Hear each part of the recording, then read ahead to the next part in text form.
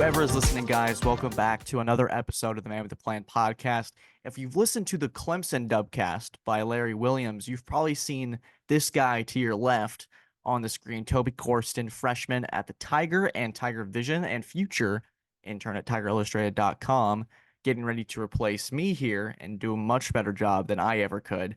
Toby's a rock star, and I'm happy to have him for the first time on the podcast. Very overdue. Toby, how are you doing, bud? Welcome to the show.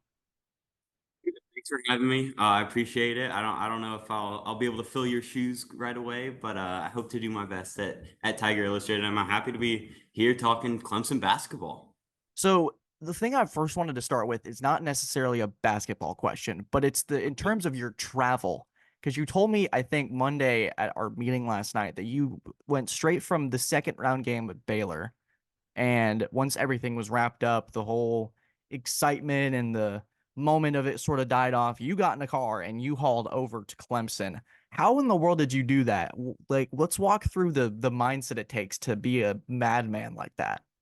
Well, I had missed class last Wednesday or 2 Wednesday and Fridays ago because we were just on spring break for the ACC tournament. So I left to go cover that, and an unfortunate loss there early. But I knew I had to be at class at 11 a.m. on Monday, and I was like, "All right, I'm gonna be awake. The adrenaline's pumping, especially after a win." It's like, let's just get in the car and drive and see how far I make it. And so I drove about 4 hours and then pulled over to the side of the road because I got tired, and I was like, "All right, I don't want to be dangerous. I have time to spare a little bit." So I pulled over and I slept for a couple hours.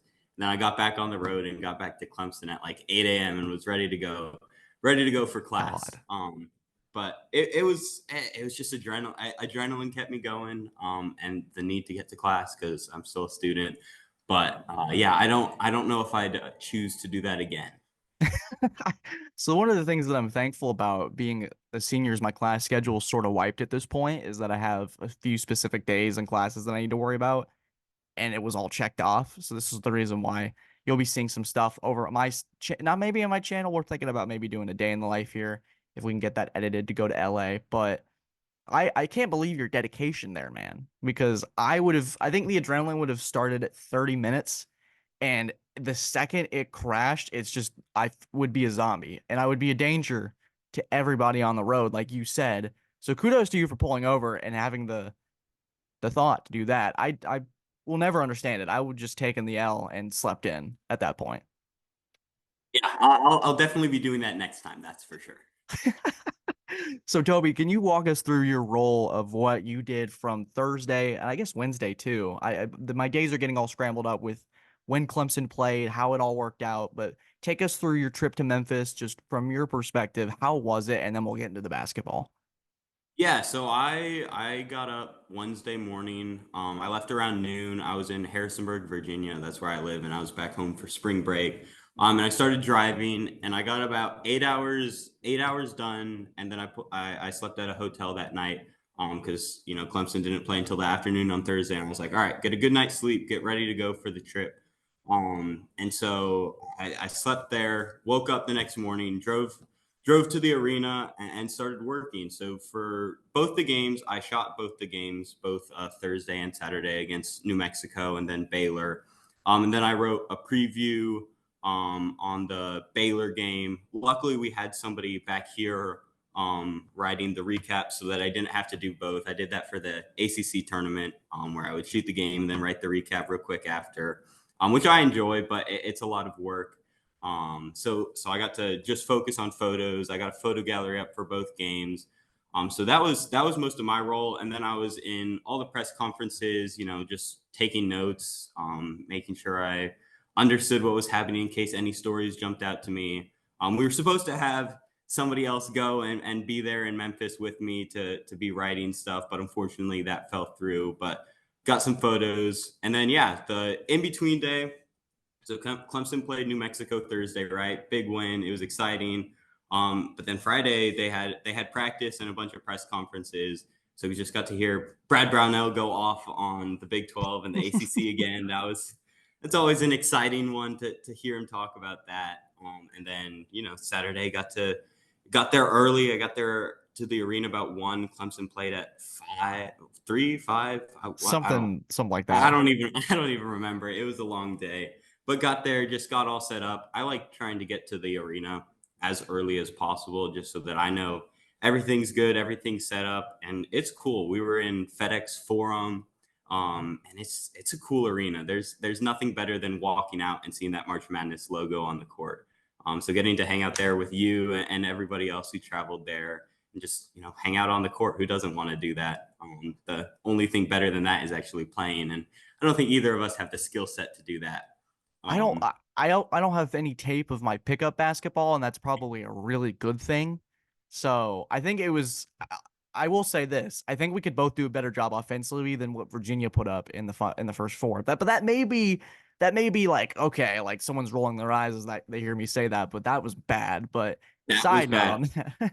They're not. If they saw us walking the ball up the court, they're not stepping out. I bet I could drain enough half quarters in 40 minutes to get to 40 points. Right? It would be close. So the one thing Um, that really fascinates me about having you on the podcast, and I can hear someone's voice as you need to have Meryl Mann on the podcast, my mom, because of this exact question. But you mentioned your primary role of shooting these games, and I think it's so fascinating being able to be so close and having that specific angle because you're right where you're coming to where Clemson is offensively in the second half, and your eyes are specifically through the camera. But I wanted to ask you is how does that enhance maybe your perspective of the game? Because I've seen so many times on pictures of things maybe officiating misses or something that I miss with my own two eyes. Maybe I'm tweeting something out or putting something in the Tiger Illustrated board and I miss something happen. And you essentially get a stop motion film of everything that happens from step one all the way to the final buzzer. So, how do you feel like photography enhances your perspective of the game and as you're taking the game in, feels like you don't miss a single step? And so, do you think that enhances maybe when you're doing a recap following, like when you're playing New Mexico, you took the pictures so you can maybe go to something if you need context? How does that enhance your experience?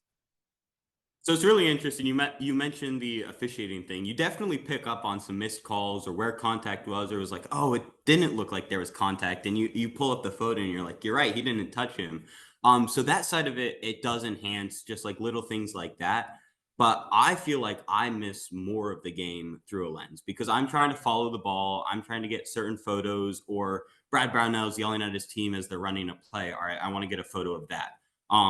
So I get more specifics, but when it comes to writing a recap, like it's hard for me to get the feel of the game through photography because I'm so focused on getting a shot or something that I miss the overall feel of the game. Like when I'm staring through a camera lens, I'm focused on who has the ball, or I'm following Joe Girard come off a screen. And I don't notice what's happening over in the other corner. I don't pick up on as much of the feel of the game that I would when I'm writing a recap or just watching the game from above. So I think for me, it's harder. I would rather watch a game from the sidelines and not be shooting it to pick up a feel.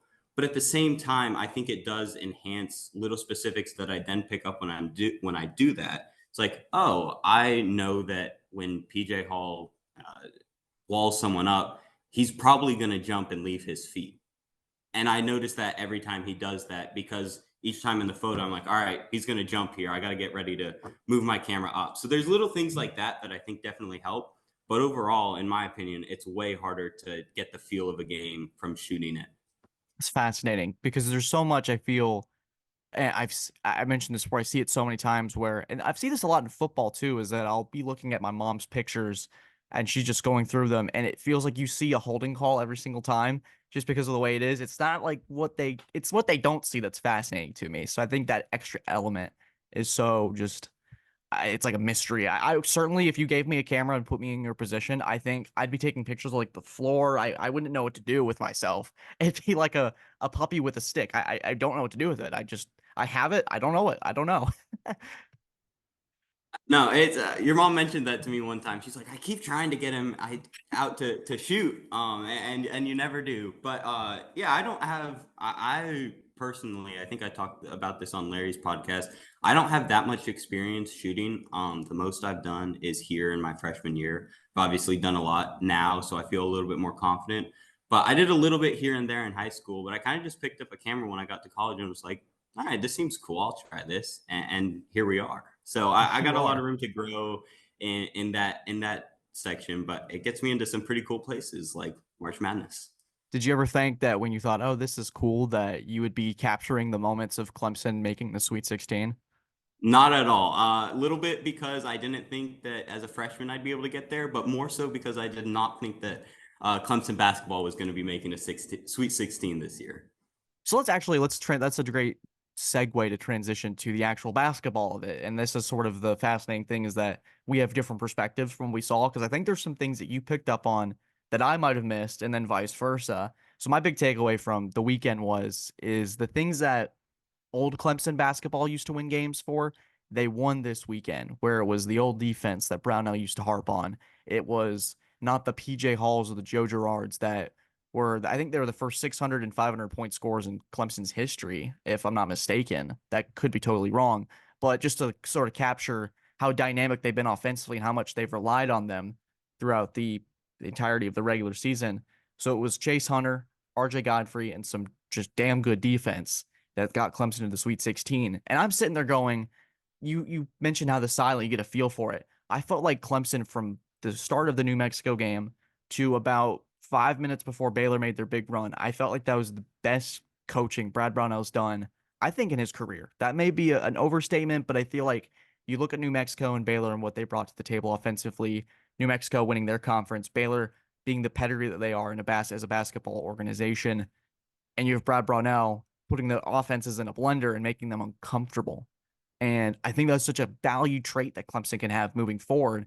But it was fascinating to me that, okay, this is why this team is capable of making the Sweet 16. That was their ceiling to me, I felt, is if they're going to make some big things happen, it was that Sweet 16 run. And they finished that. They've done that. And it's fascinating the ways that I thought they would make the Sweet 16 are not the ways they won it. Like RJ Godfrey at the line going 4 for 4 at the end as a 50% free throw shooter never would have crossed my mind. So Toby, for you, what were your sort of your takeaways from the weekend in terms of the basketball we saw on the court? Agree with you that they did not make the Sweet 16 in the way that I thought they would. Before the tournament, I was saying that the two big X factors for Clemson are going to be Joe Girard and Josh Beadle. And Josh Beadle hasn't seen the court in March Madness, I don't believe, or maybe a little bit in New Mexico. And then Joe Girard, he's not been bad, but he hasn't been hitting. He hasn't been making that many shots. And so I called myself out on that, and it's not how it's been. But they played some of the best basketball I think they've ever played. Jack Clark is the biggest piece of this team in the success of it, in my opinion. He's been able to shut down the main offensive factor for both New Mexico and Baylor throughout.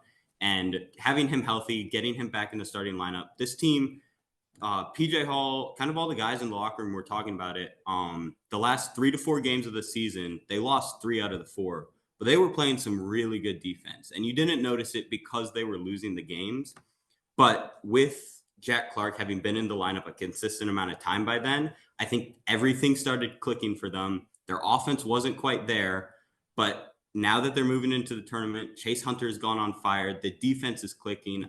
It's just been incredible basketball from them. However, those both New Mexico and Baylor, I think Clemson could have easily lost. It felt like they dominated both games until Baylor made that run at the end. But New Mexico, going back to that game, they missed a lot of open shots. Like Clemson played very, very good defense and made them uncomfortable clearly. But New Mexico missed a lot of open shots. I don't have the exact numbers up, but they were not good shooting from three. It was like 13% or something that I shot from Both under 3 point. 25%. Yeah, it was bad. And part of that, you have to absolutely give credit to Clemson's defense. But at the same time, there were quite a few open shots that New Mexico missed. And that's basketball. They weren't able to go on a run, and Clemson dominated the game. But I think if they make a couple of those timely shots, it's a very different game that we're talking about. And then moving to Baylor, this is a hot take, but I think one of the best things that could have happened for Clemson is PJ Hall getting in foul trouble, because their starting lineup when they were out there, from what I saw, was not the best lineup that they could put out there against Baylor. When they had Chauncey Wiggins in the game and Ian Shefflin playing the center role, that I think that was the best lineup that they could have put out there, because it without PJ, they aren't able to stretch the floor as much. But Ian Shefflin against Baylor's guards was not playing great defense. He kept getting beat kind of down low. and it was struggling. That's where Clemson was getting a lot of points off of Ian Shefflin. And then you move Ian Shefflin to their center. You have Chauncey Wiggins come out. You have him play some really good defense. He played just as many minutes as PJ Hall in the game, and I think he was a more important factor in that Baylor game than PJ Hall was.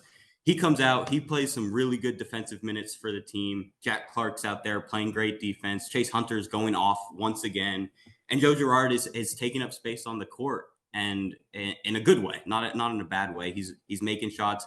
He's one of those guys that they have to step out and guard, which opens up more things for Ian down low. And I think that's why they won the game. I don't think they would have won the game if PJ Hall and their starting lineup were out on the court for 35 minutes together. That's a really fascinating point that you bring up, and it's not a knock on PJ Hall and No, whatsoever. absolutely Yeah, not. I was one of those saying, like, if PJ Hall doesn't play 30 minutes in the game, we're gonna lose because he's that good of a player. But our bench has really stepped up throughout this tournament. yeah, it's sort of the fascinating thing is that you don't get the PJ Hall minutes that you're accustomed to. Like if you had told me that Hall has played a total of 40 minutes in this tournament, I thought, okay, first of all, they're not getting past round one without 25 minutes at least of Hall, and that 19 points, 8 points you usually get from him. And he's prone, as we've seen throughout the season, to have offensive explosions where he's unstoppable from on all three levels, whether it's behind the arc, whether it's in mid range and just imposing his will inside. So to see him on the bench and you have a lineup of, I think they mentioned the length of Wiggins, you have Jack Clark out there, you have Godfrey, you have Shefflin, and then you have Girard. And I want to talk about Girard real quick defensively. Is something that I really saw was he is a pest. And I remember in the first couple games with Clemson, I think the first close game, Girard was sitting on the bench because Brownell saw Girard defensively as we can't have him out there because that's a liability. And the growth that he's had, I think this really exemplifies what this team's all about and sort of the why Girard wanted to come here and what he was willing to do for Brownell is you see him playing 35 minutes and he's running around. It's like he was guarding Curry. You know how Curry likes to move around for the Warriors and just he zigzags. It's all the directions, and you just saw Girard getting in people's faces. Sure, you can shoot over him because he's not as tall as the average guard. I feel I think 6'2", 6'1", maybe. Not saying that's short because they all tower over me in the locker room, but the way he played defense, it was just okay. This is if you show Girard that tape of him playing defense against Baylor and showed that to him when they were about to open the court in an exhibition against Newberry, I think his mind would have exploded because there's no way that amount of progression in such a short time can happen. That was incredibly impressive. He is the pest is I think the best word you could have found for it because he is absolutely a pest. If I were getting guarded by him, I'd be like, why is this like I'm not bigger than him by any means, but if I was one of Baylor guards, I'd be like, why is this little guy just following me everywhere? He gets around. I don't think he got caught on one screen in the Baylor game. Like he's getting over them and he's just finding a way to make Baylor's guards uncomfortable in that game. And he has been for the last few games. He's just all over the court. I think he's probably run almost double the amount that anyone else on the team has traveled on the court in this tournament. Like he offensively and defensively, he just finds ways to get open or find different paths on the court that most people wouldn't find to do his job. And it's really interesting to see because you're right. He's not the best defender in the world. He's not gonna go up there and block. He's not gonna have a really tough contest, but he's just gonna get in the minds of whoever he's guarding. They're gonna be like, he's always right there. I'm never gonna have an open look, which is what a good defender does. And I think that is attributed to, I think you mentioned the open shots that Baylor and New Mexico had. I think sometimes and you talk about timeliness and rhythm within these shots, when you have someone like Girard being a complete pass for you, and then all of a sudden you're left wide open, I think mentally there's something there that just, you're so used to being calm, you like, where is Surprise. he? It's like a quarterback's timer in the pocket. And when you ever have, there's sometimes when the rush is coming at you so much throughout the game, and then you get that one clean pocket, you rush your read because you're just waiting to get hit. And I think that sort of contributes to some of those open shots not falling because their timing is messed up, their rhythm is messed up, and that's attributed to what Clemson was able to do. And I think maybe that's why Girard offensively hasn't been able to provide as much as a punch as I thought. And I thought he played really well against Baylor, not in terms of where he was shooting behind the arc, but just getting open and finding some pockets because they're really defending Girard well. But he sort of accepted that, hey, if I'm not going to get my stuff offensively, I'm going to get some steals defensively. I'm going to be a pest. I'm going to fly through these screens and I'm going to make an impact the way I can. It just being able to watch it up so close, I never would have been able to tell you that if we were up 60 feet up in the rafters of Little John. No, he finds ways to be effective on the court no matter what he's doing. But also on the offensive side, he's normally throughout this entire season, he's hit some very timely threes for Clemson, which he hasn't done in the tournament. And I think he's due for it. It'll be really fun to see him against Arizona. But he he can hit shots when he needs to. We ran a beautiful flare screen, I think halfway through the first half, where Ian Shefflin he fed it to Chase and then went around Ian and had a wide open mid-range jumper just right in front of Clemson's bench and drained it. And it was the easiest 2 points I think Clemson might have gotten all tournament because he was wide open. So Brad does a very good job at he doesn't run the offense through anybody. Chase brings it up, but there's not one person they're trying to feed it to every time unless PJ is on the court. But he finds plays for each individual person to get them open. He finds ways to make Joe Girard have open looks so that he can try and get Joe going. I think that was a big thing is that Joe wasn't really going in the New Mexico game, and he tried to get Joe going in the Baylor game, which he wasn't bad. He wasn't on fire by any means, which we still won the game. And I think he's gonna heat up against Arizona, but he just finds ways to be effective on the court no matter what he's doing. You mentioned Chase Hunter. I'd love to talk about him for a quick second. I talked to him on Saturday, and I don't, this is not a LeBron thing where it's like, oh, I knew Kobe was dropping 80. But the way that I had this conversation with him and just the look that he had, it was this just supreme confidence. And I think no one needed a 20-point game against New Mexico than Chase Hunter did because you go from the BC game where he lays a complete goose egg, doesn't make a single field goal, and you have that 9 days to sit on it. I think some would absolutely crumble. If it was me and I had that kind of bad performance, you're hearing it from the media, you're hearing it from the fans, you're hearing the Brownell conversation. They're going to lose to New Mexico.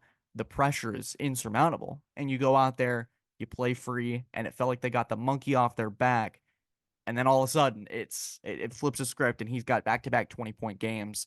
I've never seen anything like that with just, I think, a complete offensive turnaround, and then you have everything just sort of fall into place with Chase. So it'll be really fascinating to see. Yeah, you got to give him credit for that. Like he's just the mentality that he has to have to be able to do it. It's a little bit of dad power. He's talked about that. But it's just incredible that he was able to do that. And then I think you have to give a lot of credit to Brownell. I remember Brownell talking about he sat down with Chase after that game and was like, it's not your fault. These things happen. Like he tried to make sure Chase wasn't super upset over it. And Chase has been dealing with some adversity all year. I think at the start of the year, there were people talking like, oh, he gets the ball in his hands and the possession's over. And all of a sudden he's had this offensive explosion now in the tournament where it's like, all right, the possession's over, but it means he's making a bucket in the tournament, or he's feeding someone else. So I think just his mindset, I don't know how he's done it with everything that was going on, but his mindset is maybe one of the strongest on the team to be able to bounce back from that. You mentioned all the stuff he was going through this season. He was having a child, and Yeah. the birth of his child happened in the middle of the season. That's a lot to take as being a father for the first time for him. And so have all that going around, and then in the postseason, everyone said this team goes offensively as far as Chase Hunter can take them. And so far, they've been absolutely right. And he's led the charge. RJ Godfrey's provided stuff off the bench. It's been really incredible. Toby, before we get wrapped up, do you have any other thoughts from the tournament? I mean, we saw America welcome and embrace Jack Golke. We saw a bunch of crazy upsets. Yale beats Auburn. There's so many different things going on. Was there maybe a moment that stuck out to you with this tournament? I know that it was tough to watch with all the work we were doing, but just what a crazy tournament so far. Crazy tournament, but also it's been all chalk in the ones and two seeds. Like they're all still in it. That's been the most interesting thing that's jumped out to me. I think it's the first time that's happened since this is completely wrong, but it's been at least 10 years, I think, since that's happened. And they're all still in it. That's been the biggest piece that jumped out to me is that these teams are legit. They know what they're doing, and Clemson has a very tough matchup against Arizona, who's one of those one and two seeds who have just been finding ways to get the job done. So could we get our first tournament with 4 1 seeds in the Final Four? I hope not, as a Clemson fan. But that's been the biggest thing that stuck out to me as the tournament's gone along, is that there's been some big upsets, Kentucky being one of them, but there hasn't been that major upset yet. And I think, maybe Clemson's poised to be the first to knock out one of those 1 or 2 seeds. Maybe that's it. How, in your mind, Clemson beat, if we're going to read the headline, Clemson reaches the Elite Eight, how do you see that playing out? I actually see it playing out fairly easily for Clemson. Arizona has had some bad games. They've been very up and down this season. They lost to USC. I think they lost to Oregon State as well. They've had a couple very bad losses where the team has just fallen apart. And I think Clemson matches up very well against Arizona. Obviously, Arizona is an extremely talented team, but I like how we match up one-on-one against them. I think PJ Hall, as long as he doesn't get in foul trouble, because Arizona likes to feed the ball inside a lot, will have a great night and be able to kind of dominate that side of the court. Chase Hunter is going to have his hands full with Caleb Love, but I think this team can handle Arizona. They need to play the basketball they've been playing the last two games to do that. But if they play like that, I think they have a very good shot at beating Arizona, even if Arizona is firing on all cylinders. Yeah, I think it's going to be one of those games where it's the pedigree of the organization versus the product on the court that it's going to be. We're going to see how it plays out. I personally think that it's going to be, I think Caleb Love and what this Arizona team has done in the tournament, they've sort of had a Clemson moment where they got their you know what's handed to them by USC. I think it was like a blowout of epic proportions. It was bad. And then you go into the tournament and you turn it around. You have a quality win against Dayton. You have a quality win against Long Beach with a coach that was ready to leave anyways, where that whole press conference was wild. But it'll be interesting to see. It's another offensively minded team. So we'll have to see defensively how they match up. And I can't wait to provide that coverage in Los Angeles on Thursday night. So can't Yeah. wait. Yeah, Clemson's transition defense has been great throughout this tournament. And Arizona plays very well in transition. So I think whoever wins that battle is going to come out on top. But it'll be a fun game to watch. That's for sure. Absolutely. That guys, this was Toby Corriston in episode 159 of the Man with the Plan podcast. Stay tuned for some coverage on TigerIllustrated.com of the Sweet 16 and be on the lookout for Toby Corriston's stuff at Tiger Vision and the Tiger. He's a rock star, guys. I know in a couple years when I'm long gone from Clemson, he will be one of the faces, at least student media wise, of this future beat. So guys, be sure to look out for Toby. Toby, anything before we wrap up? Thanks for having me. I appreciate all the kind words. I got big shoes to fill with you, but I look forward to the next few years of college. Absolutely. Guys, be on the lookout for more content from the Man with the Plan podcast and subscribe if you like what you see. And if you want Toby back on the podcast, please let me know because I'm open for repeat guests. Thanks as always for listening. Take care and have a fantastic day.